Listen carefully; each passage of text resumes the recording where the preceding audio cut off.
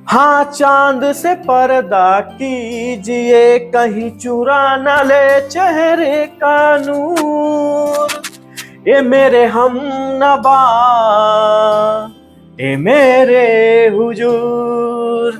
Welcome back guys, स्वागत है आपका अपना यूट्यूब चैनल सफलता कोचिंग सेंटर पर। तो आज हम ऐसा क्वेश्चन लेकर आए हैं जो इंटरनेट पर बहुत ही वायरल हो रही है, और खासकर ज्योग्राफी का क्वेश्चन।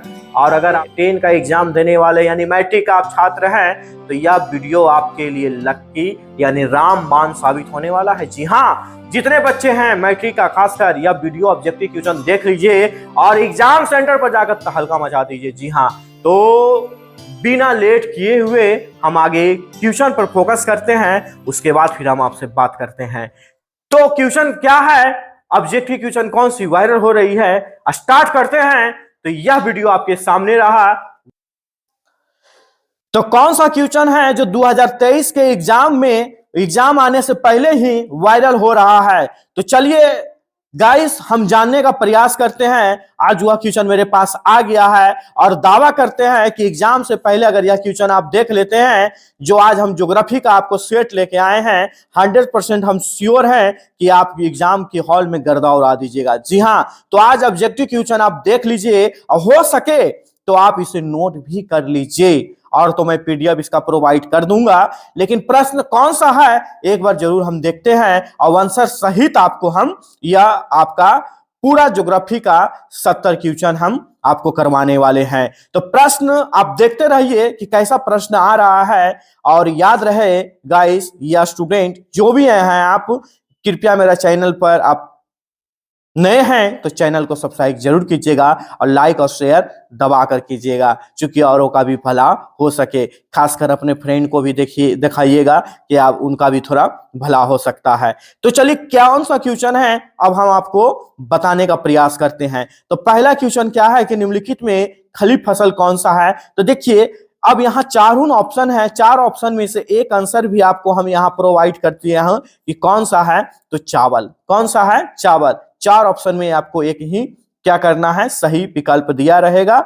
चावल जो है खरीफ फसल है। अगला क्वेश्चन देखिए, निम्नलिखित में कौन रबी फसल है। तो कौन सा है, तो गेहूं। जी हाँ, कौन सा हो गया, गेहूं। अगला देख लीजिए कि निम्नलिखित में किस राज्य में सबसे अधिक वनों का विस्तार है। तो किस राज्य में सबसे अधिक वनों का विस्तार है, तो किस राज्य में है, एमपी यानी मध्य प्रदेश में है। अगला प्रश्न है कि जूट का उत्पादन कौन सा राज्य यानी कौन राज्य सबसे आगे है जूट का उत्पादन। तो कौन सा बताइएगा। यहां देखिए आंसर प्रोवाइड कर चुके हैं, पश्चिम बंगाल में आपका जूट का सबसे बड़ा उत्पादन है। अगला नेक्स्ट क्वेश्चन देखिएगा, अगला दिया हुआ है कि गेहूं का सबसे यानी गेहूं का उत्पादन में कौन राज्य आगे है।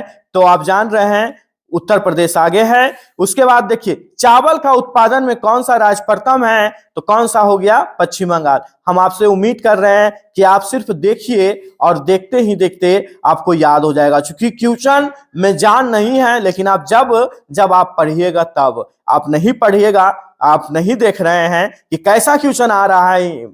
इंटर का सिलेबस से हम देखें कि इस बार इंटर का एग्जाम में बहुत ही इजी क्वेश्चन था, इसीलिए हमने वायरल हो रही इंटरनेट का क्वेश्चन निकाले हैं और आप पर हर बच्चों पर हमने मैट्रिक का पहुंचाने का प्रयास कर रहा हूं। निम्नलिखित में शीतकालीन फसल कौन से हैं। तो कौन सा है, गेहूं। देखिए गेहूं आपका आंसर मार दीजिएगा। अगला प्रश्न है कि इनमें कौन राज्य चाय का प्रमुख उत्पादक है। जी बहुत इंपॉर्टेंट प्रश्न, बहुत इंपॉर्टेंट प्रश्न।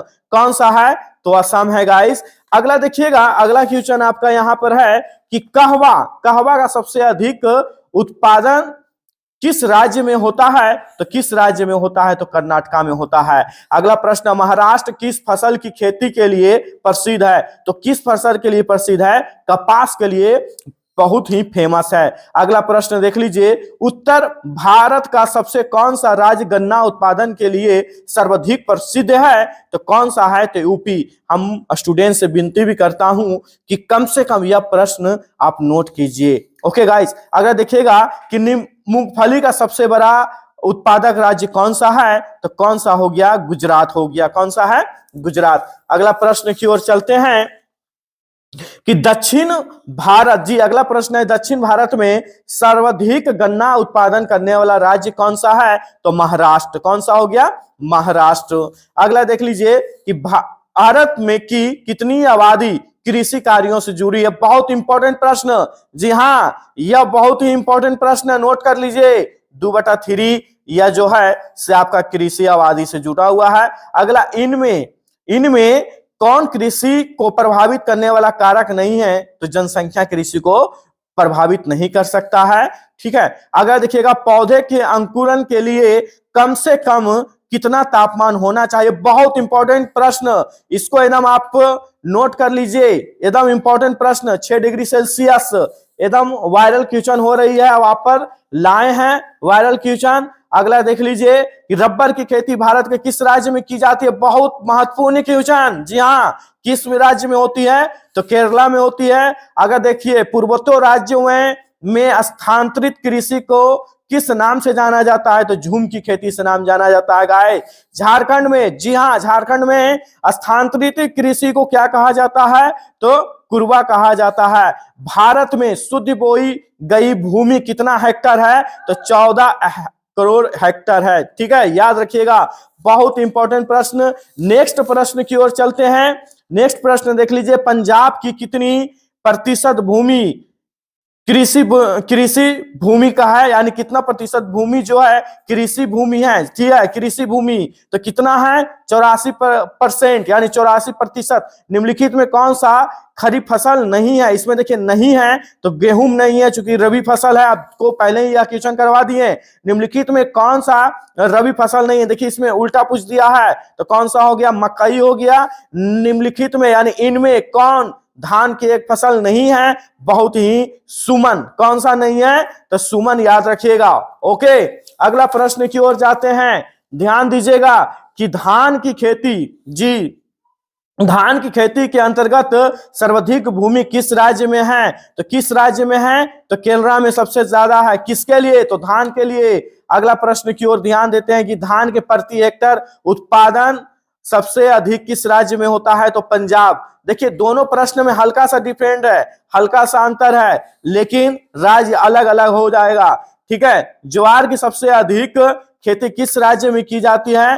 तो ज्वार अब जानते ही हैं, महाराष्ट्र में। अगला है कि बाजरा उत्पादन में कौन से राज्य का प्रथम स्थान है? तो कौन सा राज्य का प्रथम स्थान है? तो गुजरात। जी हाँ, किसका है? तो गुजरात। बहुत ही आसान क्वेश्चन, और हमें उम्मीद है कि यह प्रश्न अगर आप देख रहे हैं तो एग्जाम में आप तहलका जरूर मचा दीजिएगा। इनमें से कौन निर्भावित कृषि का उपज नहीं है? तो गन्ना। जी, किसका नहीं है?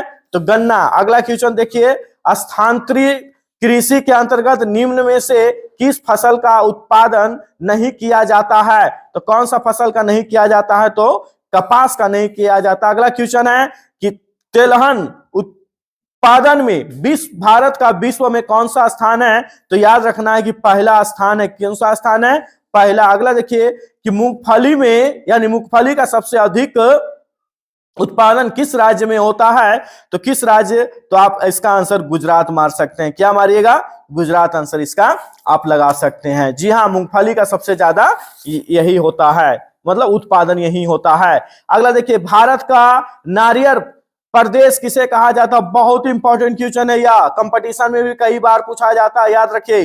भारत का नारियल प्रदेश किसे कहा जाता है? तो केरला। फर्स्ट ही ऑप्शन केरला पर टिक लगा दीजिए। अगला आपका ग्रीष्मकालीन पर्याप्त वर्षा किस फसल की खेती के लिए उपयुक्त है? तो धान के लिए। अगला प्रश्न देख लीजिए कि पंजाब किस फसल का सर्व प्रमुख उत्पादन है? तो किसका है? तो गेहूं का। बहुत इंपॉर्टेंट प्रश्न, बहुत ही इंपॉर्टेंट प्रश्न, याद करते जाइए, एक बार खाली आप देखिएगा, याद हो जाएगा। उत्तर प्रदेश और बिहार में रागी को किस नाम से जाना जाता है? बहुत इंपॉर्टेंट प्रश्न। जी हाँ, रागी को किस फसल के नाम से, यानी किसके नाम से जाना जाता है? तो किसका नाम से जाना जाता है? तो मरुआ। मरुआ जानते ही होंगे आप लोग, बहुत ही अच्छा प्रश्न है।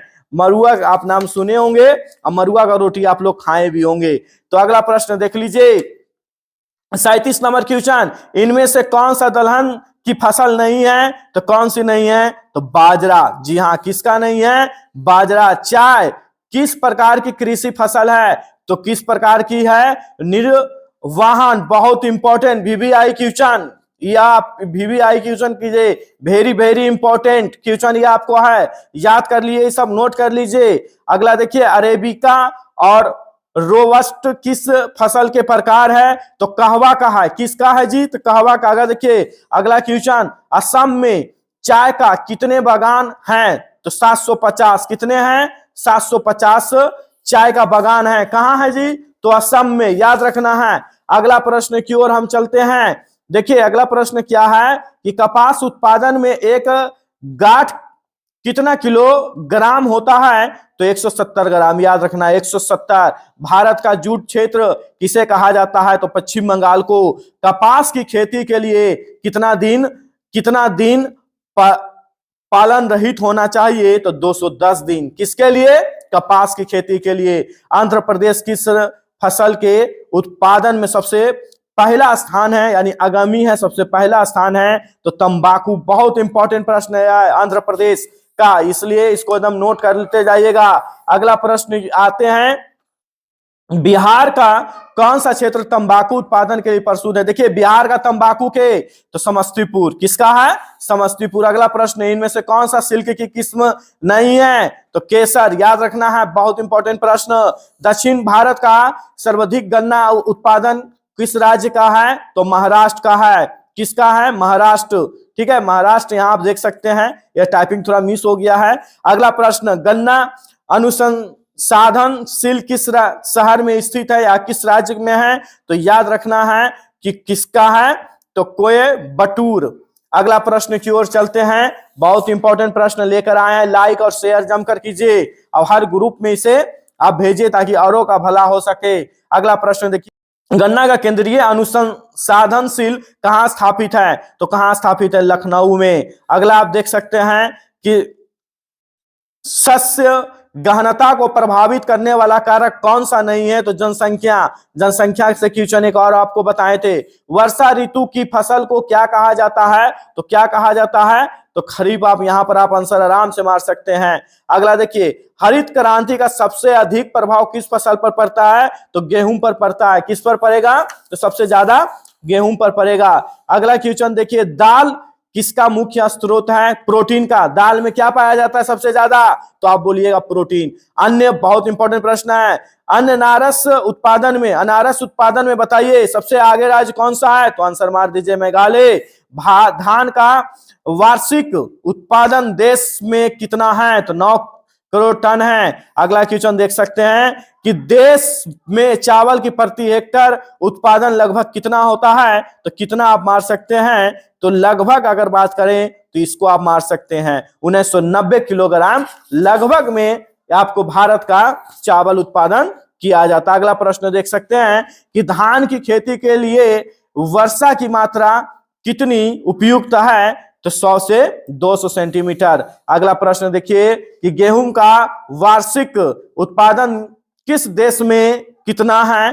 चाहे गेहूं का वार्षिक उत्पादन देश में कितना है, किस देश नहीं, यानी इंडिया में पूछा है कि भारत यहां होना चाहिए, भारत में कितना दे, यानी भारत अपना इंडिया कि कितना है? तो इसका आपका आंसर हो जाएगा 7 करोड़ टन से ऊपर। अगला प्रश्न आप देख सकते हैं कि देश में कपास की वार्षिक उत्पादन कितना गांठ है? तो कितना बता सकते हैं? 185 लाख बताइएगा। देश के में गेहूं को प्रति हेक्टर उत्पादन सर्वाधिक कितना है? तो कितना इसमें आप बता सकते हैं? 2800 किलोग्राम। बहुत इंपॉर्टेंट प्रश्न है और लाइक और शेयर करते जाइए। और चैनल पर अगर आप नए हैं तो जरूर चैनल को सब्सक्राइब जरूर कीजिएगा। अगला देखिए प्रश्न है कि गेहूं का प्रति हेक्टर उत्पादन भारत में, जी हाँ देखिए यही प्रश्न, भारत में यही आपको होना चाहिए कि भारत में कितना है या तो अपना देश में कितना है। तो कितना आपका हो जाएगा? 2750 किलोग्राम, यानी 2750 किलोग्राम। अगर देखिए कॉफी के पौधे की ऊंचाई कितनी होती है? बहुत इंपॉर्टेंट प्रश्न, वीवीआई क्वेश्चन, इसको नोट कर लीजिए, कॉफी का वीवीआई क्वेश्चन। तो इसका आपका कितना आप आंसर बता सकते हैं? 3 से 6 मीटर। पकते समय गेहूं की फसल के लिए आदर्श तापमान कितना है? इंपॉर्टेंट क्वेश्चन है गाइस, इंपॉर्टेंट क्वेश्चन। जी हाँ, यह इंपॉर्टेंट क्वेश्चन। कितना है? 21 से 26 डिग्री सेल्सियस है। बहुत इंपॉर्टेंट क्वेश्चन। अगला प्रश्न, 75 सेंटीमीटर से कम वर्षा वाले क्षेत्र में की जाने वाली कृषि को क्या कहा जाता है? कोई बता सकते हैं? बताइए क्या कहा जाता है? तो यानी याद रखिएगा, शुष्क कृषि। बहुत इंपॉर्टेंट क्वेश्चन आपको दे रहे हैं, बहुत मेहनत आपके चलते कर रहे हैं, लेकिन आपको हल्का सा शेयर करने में कुछ नहीं जाएगा।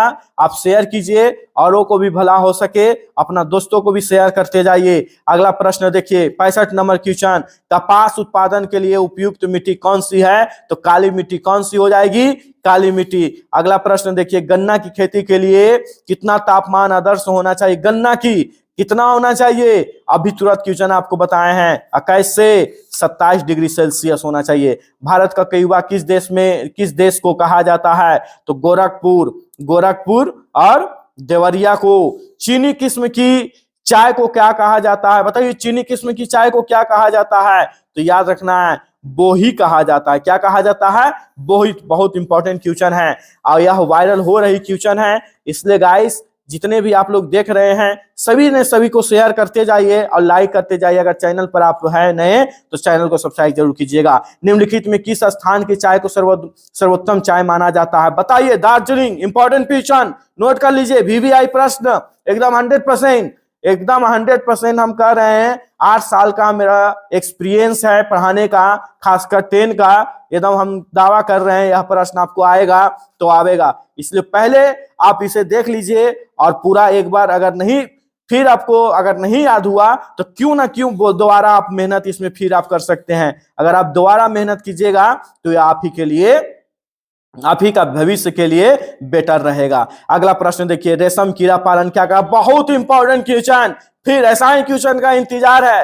रेशम कीड़ा पालन को क्या कहा जाता है? तो याद रखिए, सेरिकल्चर। बहुत इंपॉर्टेंट नहीं बता सकते अभी इतना इंपॉर्टेंट क्वेश्चन है कि हम आपको क्या बतावें। अगर आप एक 10 का स्टूडेंट है, यह आपके लिए रामबाण साबित होने वाला है। रामबाण, जी हाँ, इसलिए इसको एकदम नोट करते चल जाइए। अगला प्रश्न देख लीजिए कि कर्तन दहन कृषि किसे कहा? बहुत इंपॉर्टेंट क्वेश्चन। देखिए, ये सब क्वेश्चन टाइप करवाने में बहुत मेहनत लगा, लेकिन स्टूडेंट आपके लिए हम इतना मेहनत कर रहे हैं। आप भी जम के यह शेयर कीजिए। क्या प्रश्न है कि कर्तन दहन कृषि किसे कहा जाता है? तो झूम कृषि को। बहुत इंपॉर्टेंट क्वेश्चन एकदम 100% आशा है एकदम पूरा। अगला प्रश्न देखिए, भारत की अर्थव्यवस्था को मय आधार क्या कहा जाता है? क्या कहा जाता है अर्थव्यवस्था को? तो कृषि कहा जाता है। तो उम्मीद करते हैं कि वीडियो अच्छा लगा। तो वीडियो जब अच्छा लगा तो हमारा चैनल को सब्सक्राइब जरूर कीजिए। धन्यवाद, मिलते हैं नेक्स्ट वीडियो में। जय हिंद।